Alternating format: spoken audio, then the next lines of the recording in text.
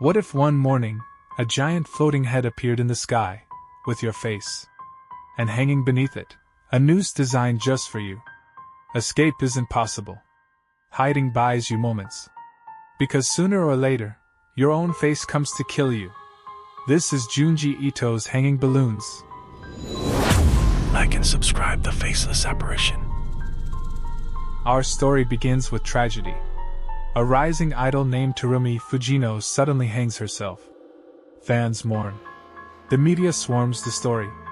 But the grief spreads like infection. And without warning, copies of Terumi's face begin floating in the sky. Huge, pale, silent, carrying ropes beneath them like grotesque halos. Come outside. Then, other faces appear. Faces of the dead. Faces of the living. Every person gets one.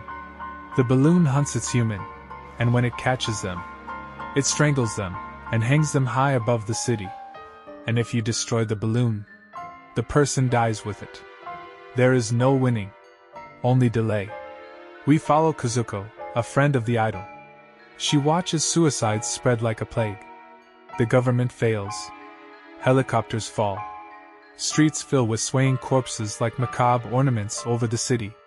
Soon, Kazuko stays inside, starving, terrified, listening to her own voice calling to her from the sky.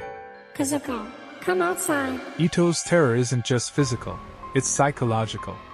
The balloons represent the crushing weight of fame, public pressure and identity, copycat suicide culture, the self turning against itself.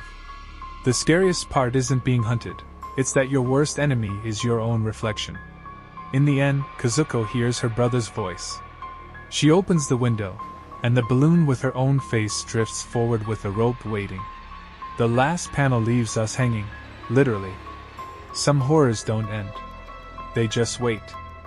Junji Ito's terror lives in the space between fear and inevitability. A world where you can't run, you can't hide, and one day you look up and see your own face coming to kill you. Like, subscribe, and tell me, if your balloon appeared today, would you face it, or run?